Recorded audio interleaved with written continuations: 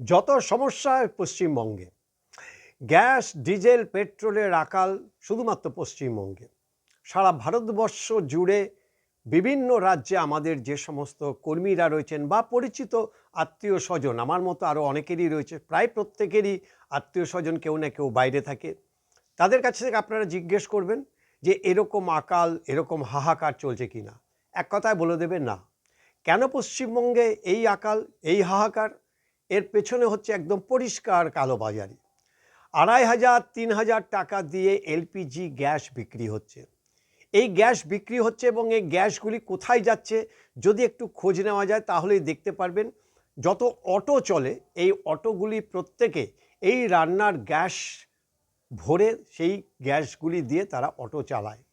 এতদিন ধরে সব ঠিকঠাক চলছিল, কিন্তু যখনই একটু টান পড়তে শুরু করেছে সঙ্গে সঙ্গে এই এলপিজি গ্যাসের যারা সাপ্লায়ার ডিলার তারা এর সরবরাহ কমিয়ে দিয়েছে, যে কারণে কালোবাজারি শুরু হয়েছে এবং ২,৫০০ ৩,০০০ টাকা দিয়ে এই এলপিজির গ্যাস বিক্রি হচ্ছে।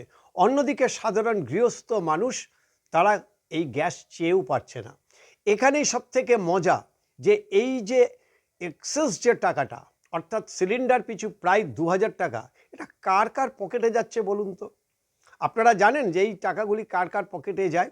নিশ্চিতভাবে জানেন, আমরাও জানি কার পকেটে যায়, কিন্তু এদেরকে ধরবে কে? কারণ শস্যের মধ্যেই তো ভূত।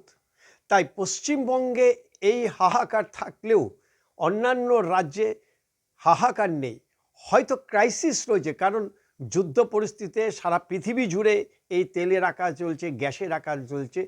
স্বাভাবিকভাবে ভারতবর্ষ তার বাইরে না, কিন্তু তার মধ্যে স্পেশালি সারা পৃথিবীর মধ্যে মঙ্গল গ্রহে যদি কোনো আলাদা করে কোনো রাজ্য থাকে বা আলাদা করে কোনো জায়গা বেছে নেওয়া যায় তাহলে নিশ্চিতভাবে সেটা পশ্চিমবঙ্গ। দেখুন, এই পশ্চিমবঙ্গে ভোটের বাজারে কত আকাল। ভোটে সব সময় হিংসা, রক্ত ঘটেই চলেছে। কোনো দিন পশ্চিমবঙ্গে শান্তিপূর্ণ ভোট হয়নি আর হবেও না। এবারেও শুরু করেছিল নির্বাচন কমিশন একেবারে ঢাক ঢোল পিটিয়ে, মনে হচ্ছে যেন একেবারে সব কিছু কলার ধরে সবাইকে টেনে নিয়ে আসবে। কিন্তু যত দিন যাচ্ছে তত দেখা যাচ্ছে যে এই ভোট এত কড়াকড়ি আসলে ফসকা গেরো। মারধর খাচ্ছে, পুলিশ মার খাচ্ছে বা তৃণমূল কর্মীদের হাতে।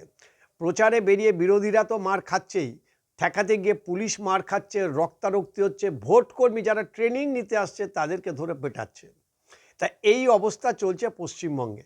ফলে পশ্চিমবঙ্গ এমন একটি রাজ্য, যে রাজ্যে শান্তিতে মানুষ বাস করবে বা শান্তিতে থাকা আমাদের কাছে একটা স্বপ্নের মতো।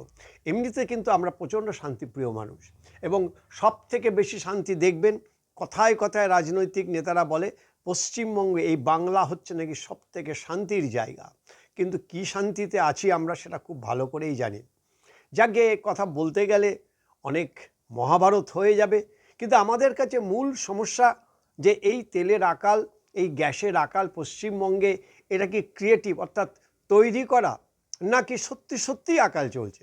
একটা ক্রাইসিস আছে, কিন্তু যে হাহাকার দেখা দিয়েছে, কালোবাজারি হচ্ছে। একটু খোঁজ নিলে প্রশাসন, পুলিশ যদি একটু খোঁজ নেয় তাহলেই দেখতে পারবে যে এই সিলিন্ডারগুলি কারা কত টাকার বিনিময়ে বিক্রি করছে এবং কাদের কাছে বিক্রি করছে। নেতাদের দেখেছেন হাত ইত্তেস করার জন্য? নেতা মন্ত্রী সব ছেড়ে দিন, আপনার পাড়ার কাউন্সিলরটাকে দেখেছেন যে গ্যাসের জন্য তারা হাহাকার করছে? তাদের বউ, তাদের পরিবারের কেউ গিয়ে গ্যাসের লাইনে যাচ্ছে? কোথা থেকে চলছে তাদের রান্না? নাকি তারা হাওয়া খেয়ে থাকে?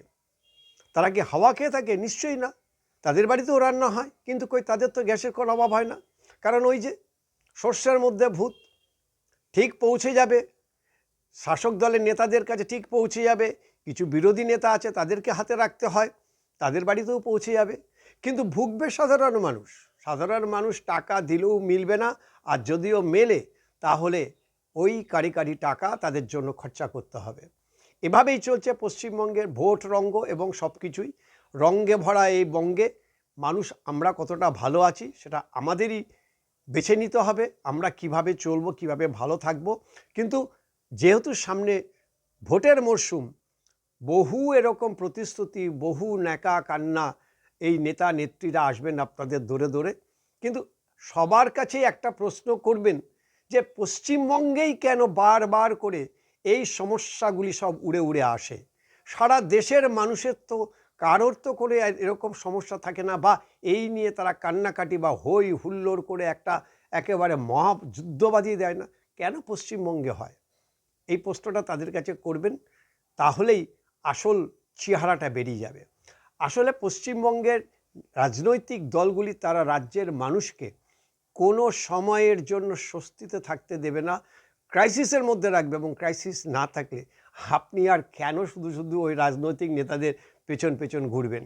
তাদের চামচারা তো আছেই, সব একেবারে জয়ধ্বনি করে তাদেরকে, কেউ বা সারদা, কেউ বা বা রামকৃষ্ণদেব, কেউ বা বিবেকানন্দ, কাউকে মানিয়ে দেওয়া, এটা তো হতেই পারে, চলবেই।